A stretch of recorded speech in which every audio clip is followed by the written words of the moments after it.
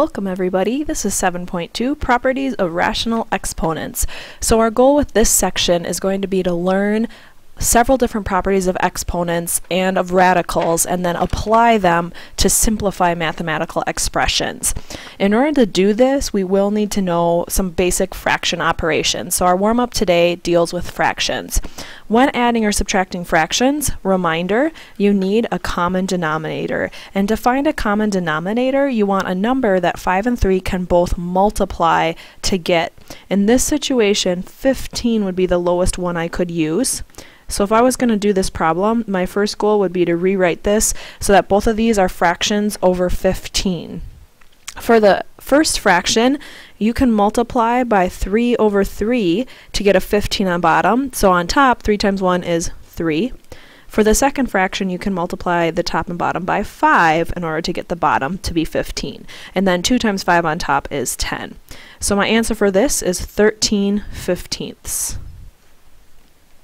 Looking at the next one, 4 actually can go into 8. It's a factor of 8. So in this situation, I could actually just make both of these as fractions over 8. I will multiply the second fraction by 2 over 2, and I end up with 1 times 2 is 2 on top. So my final answer for this one is 5/8. Go ahead and pause and try number 3 really quick, the 4/5 plus 1/7.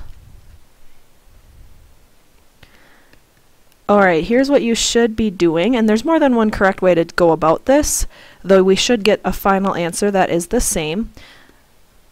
I'm choosing to have a common denominator of 35, so I have 28 over 35 plus 5 over 35, and my final answer then is 33 over 35. Alright, when multiplying fractions, you actually do not need a common denominator. You just multiply straight across. So right now, 3 times 4 is 12.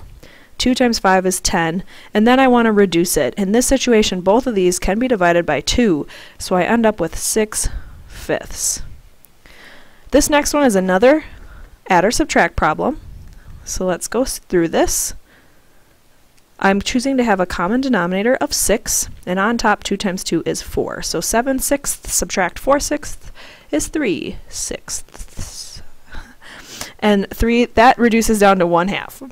Alright, last but not least, 4 7 times 2 7s, again, multiply straight across and reduce if you can. So that is a quick review of how to use fractions. Now, the first thing I want to start off with after that is the exponent properties that we're going to use. And these do have official names, though our textbook does not use them, and you do not need to know the names. But if you're interested, you could Google online or something if you want to figure out exactly what these are called. Alright, so the first one is a to the m times a to the n. So I got the same base, but possibly different exponents. I'm going to give you an example to start off with this. So let's suppose I had x squared times x cubed. Now, think of it like x squared is x times x, 2 x's multiplied together. X cubed is x times x times x, 3 x's multiplied together. And now when I think about this, I've got 1, 2, 3, 4, 5 x's total.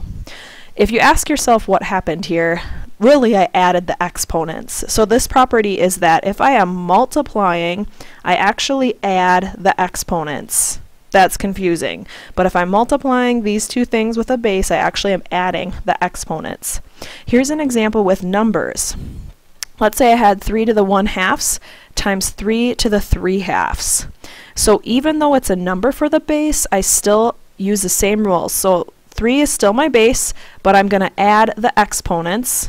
And here's where our fraction properties come in. In this situation, 1/2 plus 3/2 already has a common denominator. So I'm just going to add them together. I end up with 3 to the 4/2 power, which is 3 squared. So my answer is 9. And the next property I want to talk about right here is a to the m to the nth power. So let me demo that on the right side here. Let's say I had x squared cubed. Now this time, remember, a power really means how many times I want the base multiplied together. So this means I want x squared 3 times. Following what we just learned for the other property though, that adds together to be 6. So a shortcut is, I call this power to a power. If you have a power to a power, you actually multiply the exponents. So this one I will say a to the m times n for my answer. with numbers, here's an example. I got 4 to the 3 halves squared. Again, I am multiplying, and here's where our fraction review comes in. If I want to multiply fractions, I need the second one to look like a fraction as well. Hopefully you can remember that 2 as a fraction would just be 2 over 1.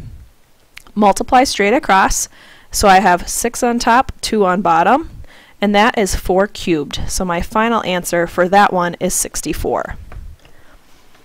All right, look at our next property. Okay, I'll demo that one first again. So let's suppose that I had 4x squared.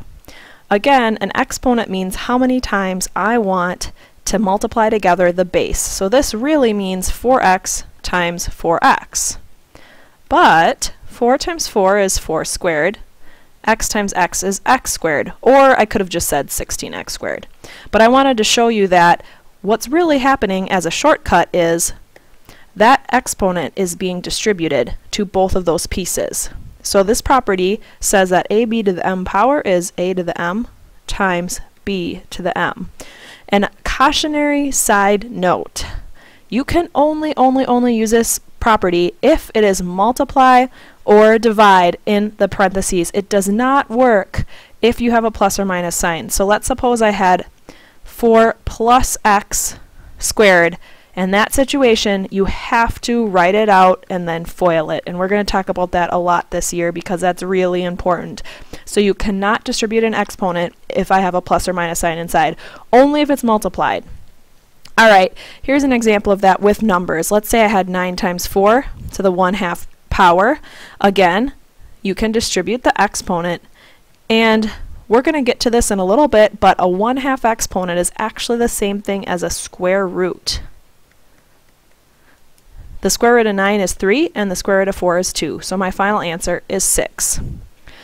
All right, this next property, it's best if I just tell you right away what's going on. A negative exponent is actually the same thing as 1 divided by that base with the power, but now it's a positive exponent. And also, let's say I had 1 over a to the negative m. That is equal to a to the m over 1. So basically a negative exponent changes something's location. So if it was on top of the fraction, moves to the bottom. If it was on bottom of the fraction, moves to the top. So let's say I had 4x to the negative 2 power. Now notice there's no parentheses here, so the negative 2 exponent is only with the x. But that moves to the bottom of my fraction, and again 4 stays on top because 4 doesn't have an exponent, or really it's a positive exponent. And this is my my final answer. With numbers, let's say I had this 25 to the negative 1/2 power. That becomes 1 over 25 to the 1/2 power. And again, a 1/2 exponent is a square root. So the final answer for this one is 1/5. This next property is just, I have a to the m on top, a to the n on bottom. And actually, when you have something like this, you subtract your exponents. Let me show you.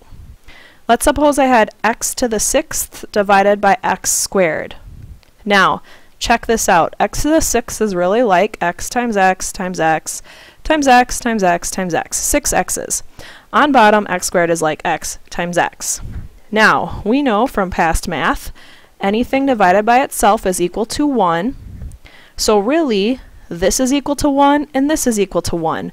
So I'm just left with these 4 x's here, and when I have 4 x's all multiplied together like that, it's x to the 4th. So shortcut, 6 subtract 2 is 4. So x to the 4th is our answer. Now, quick comment down here, and then I'll erase it so you have space for the next example. Let's say instead you have more on bottom. This time I'm left with x to the 4th on bottom, and when that runs out, I just put a 1 on top to represent the fact that x to the 4th is still on bottom of the fraction, but there's really nothing on top.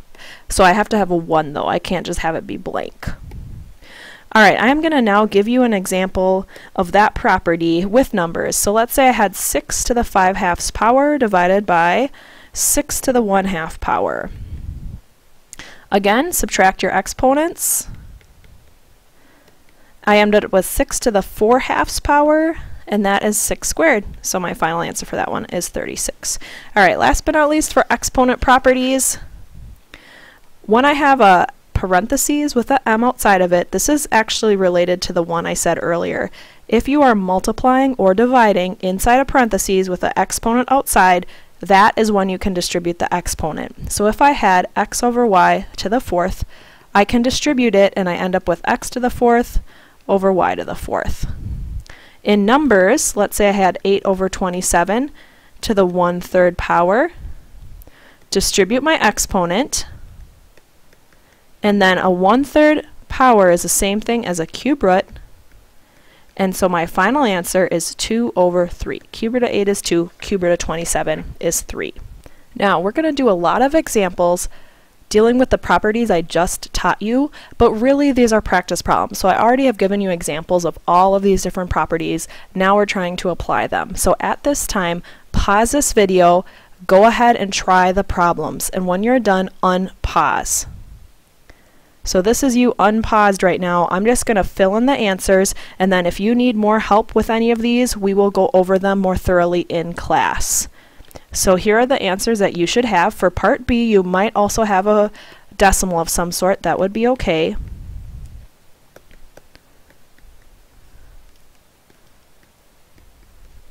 Flipping over to the back.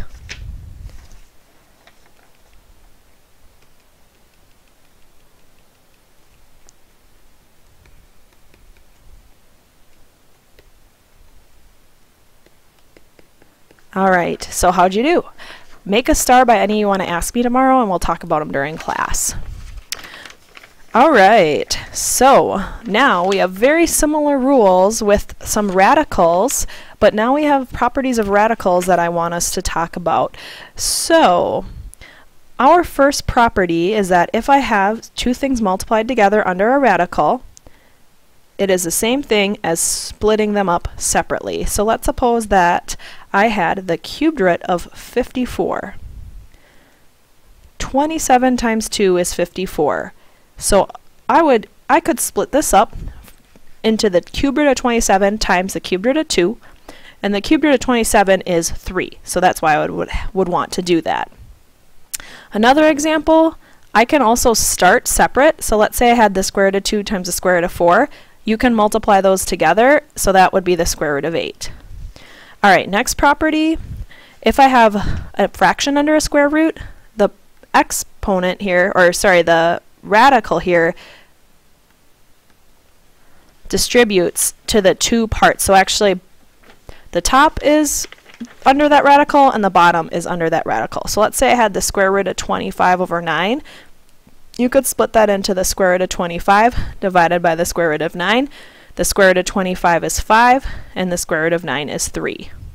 Same thing, if I had the cube root of 27 or the cube root of 8, I could find those answers, but let's say I wanted to put these together. That would be the same thing as the cube root of 27 over 8. All right, at this time, we are going to just review how to simplify radicals. So I just showed you that if you know a perfect square, for example, right now, that would go into 50, I could split this in the square root of 25 times the square root of 2, and I end up with 5 square roots of 2. But there are often going to be things that you don't know a perfect square of, and there's going to be lots of roots that aren't square roots. I am going to show you a method that you could use that works for any type of root. So I call it upside down division, and here I go. I am going to take 50. What I want to do is I want to divide by a prime number. So prime numbers are anything that does not have a factor besides itself and 1. So they would be 2, 3, 5, 7, 11, and so on. Usually you don't have to go above that when I'm doing this process. So 50 can be divided by 2, and it's 25. 25 can be divided by 5, and it's 5. And we're done when our answer is a prime number. And when I'm done like that, this really means that the square root of 50 is the same thing as the square root of 5 times 2. And this is just 5, because it's the square root of 25, and then this doesn't really simplify, so it just stays there. Same answer I got over here. Alright, I will do more examples in the next video.